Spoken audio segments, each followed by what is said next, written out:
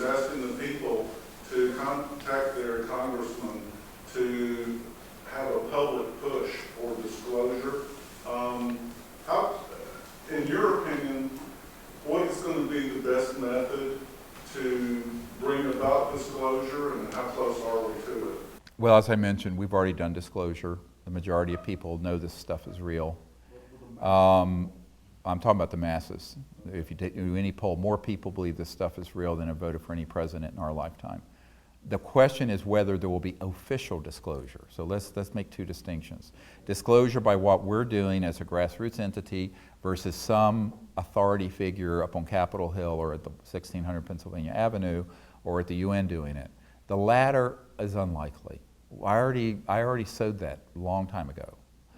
We had tens of thousands of people faxing and writing to their members of Congress after the initial disclosure project, because I was the father of the whole global disclosure movement. And then, of course, 9/11 happened, which moved it off everyone's radar screen.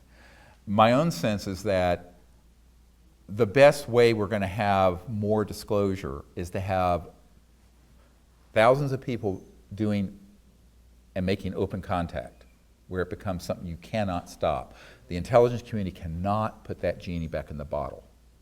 And secondly, more people coming forward who are whistleblowers or insiders with documents and evidence. The likelihood that any committee of the Congress or anyone at the White House will do this is, I think, very, very low. I don't care how many people write them. I'm not saying that we shouldn't encourage them. It's their responsibility. But I'm just saying I've already done that over the last 20 years very, very thoroughly. And a lot of people involved with disclosure now actually have never had sit-down meetings with current members of administrations in Congress. I have. And what you hear from them is that, yes, this is wonderful, but let someone else do it. I'll never forget meeting with a senator, Senator Dick Bryan, who was from Nevada, whose home state has Nellis Air Force Base in Area 51, as the public calls it. Pahut Mesa, S4, S9, S12, all the top secret underground facilities. And he and I met at McCarran Airport in what looked like a janitor's closet, and it was just a room, and you're taken there in a cart, and the door opens, and it's this gorgeous conference room for VIPs. This is how things are done, by the way. And things really happen this way, although it'd make a great movie.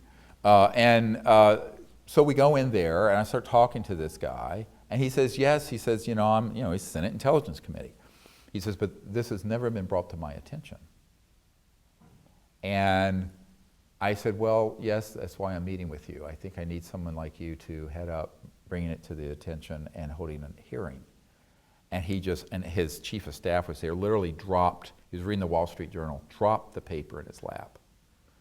And the senator said, I don't think I really can do that, but have you talked to, so in other words, Kissinger called this the hottest potato in the cosmos, so this issue. And so basically, I want to pass it to someone else. So he gave me the name of someone else. So the passing of the buck on this is legendary. And I've met face to face with people who are on these committees and at the Pentagon, and asking them to do something about it, which would entail enormous risk on their part. I mean, as one congressman said, yeah, I'd be known as Congressman Moonbeam. Or, in other words, the press would have a field day. And I think that that's one of the real problems. And therefore, should we exhort these leaders to do the right thing? Yes, of course, and we continue to. Do I think that that's a likely way it'll happen? No. The most likely way is more and more people from the inside with evidence and corroboration coming forward, and thousands of CE5 contact teams reaching a critical mass where then an undeniable event happens that can no longer be contained, that goes viral. Now, I don't think that I don't want anyone to take away from this that I don't support trying to hold our leaders' feet to the fire. And that's why I put this briefing together for the president. That's why I went to Australia and met with 120 leaders from around the world and Minister of Defense of Australia and everything else. I still think that there's a responsibility, if you believe in representative government, to ask your representatives to do the right thing. But I'm just saying, from a realistic point of view, the likelihood of change happening from those quarters. And it's a little bit like after I, did all this with the Clinton administration, and the Rockefeller family was running interference with us and hosted Bill and Hillary Clinton at the JY Ranch, where I'd gone out there and had all the meeting with all these spooks and top secret people, and then, there's a man who worked very closely with the Clintons who then came to our house. This is when I was still working full-time as an emergency doctor in North Carolina, and he came down and had dinner with us at the table, and he said, well, this was like a month or two after my wife and I had come up here to meet with the CIA director and his wife. And he said, the president and the people around him are very supportive of what you're recommending. I said, oh, good. And, we're having dinner around the table in this house, a big Tudor house, and the 4 kids, or little kids back then, around the table. And he says, but they really don't think the president can do anything about this because they're concerned he'll end up like Jack Kennedy. And I started laughing, because I thought he's sort of a big, fat, operative for the Democratic Party who was sort of a jokester and very funny guy. I thought he was just making sort of, a facetious, and he stopped me. He said, no, we're not kidding. And I said, well, Kevin, don't talk about this in front of the kids. Let's talk about this later. So we went to the library later and talked about it. He says, no, absolutely. They think that this could actually happen, that it would be too dangerous for the president. And I said, well, what do you want me to do about it? I'm just a country doctor here in North Carolina, rattling around in an ER. And they said, well, they think you should do it. Yeah. And my eyes roll back in my head. Are you kidding me with this? Now, then you imagine, I'm in my 30s. And so this is 1994. So, 20 years ago, I was in my late 30s. And so I thought, well, I said, well, here's the real reason, is that it is risky, but you view the president as an expendable, but I am. He says, that's right, you're expendable. Very cynical. Very Washington. Yeah, throw you under the bus, who cares? So since then, I sort of accepted, well, I'm the throwaway guy. My career, my life, none of that matters. Because, in this city, it's everyone's ambition. And, at the Rockefeller Ranch, I know for a fact that when they were going through the briefing materials that we'd put together, which we've made available to the public, the disclosure book has most of that in it. But that basically, at that point, Hillary stood up and said, this is too dangerous and we really can't deal with this. So, and so what you find is that they are interested. Now, years later, very, very close friends of the Clintons, who used to live in the private quarters of the White House, I was meeting at her home, and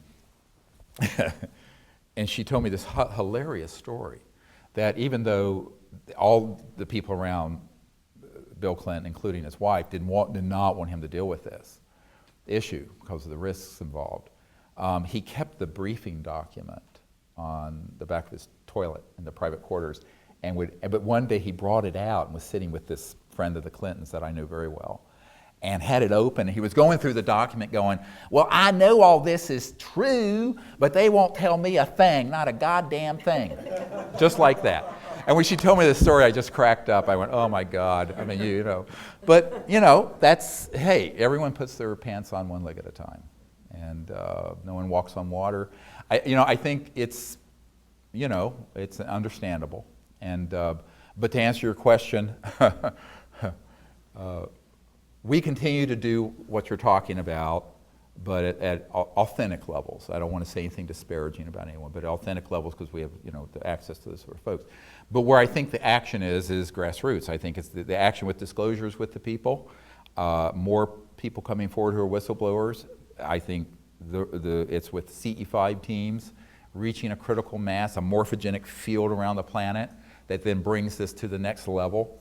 And with the energy, the same thing. The technology is the same thing. And in a way, perhaps that's how it should be. If you look at human history, no big, really quantum leap or big leap forward in human history has ever come out of the centers of power. Ever. It's always come from something in left field, something unexpected, bottom up. It's never come from the centers of power because power corrupts and absolute power corrupts absolutely. So the people who are in those systems, by definition, are trapped in the mechanism of their devices, you see. And so, in a sense, we're more liberated. I'll never forget in 1992, the former head of Army Intelligence pulled me aside at a meeting, and after we were in Florida, and we were doing the CE5 work, and there were 40 people on the beach, and that's when you've seen the video. The guy goes, "Holy damn hot shit," and there were 4 of these ET. Okay, you've all seen that. It was very bad camera, and we didn't have night scopes back then, but they were really quite close. You can't tell it from the camera. And that made its way over to the CIA and to this guy who had been the head of Army Intelligence, who was doing covert stuff as a private contractor. And he was a general. And one of their best friends, and there was an NSA guy there also, National Security Agency guy, and they were really concerned about what we were doing, very unhappy. Because he basically said, "You have no business doing this." I said, "Well, I'm going to do it anyway." That's how I am, you know.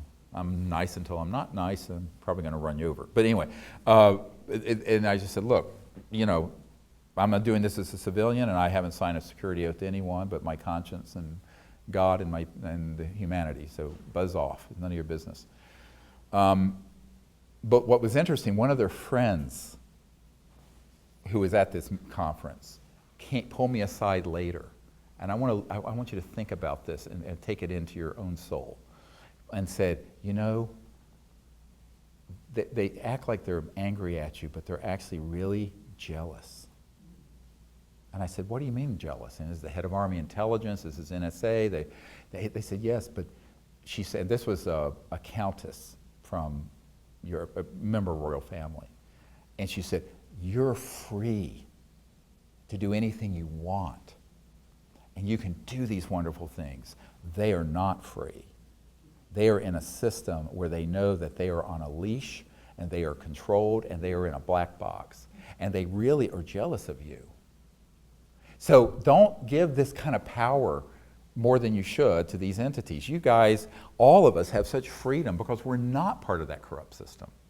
That's the power we have, because we're not part of a corrupt system, either economically or politically or institutionally, that restrains what we want to do, which is make contact, disclose the information, bring out these technologies. So we have this freedom to operate that people who are in the system at the Pentagon and the agency and the White House and Congress really find they don't have.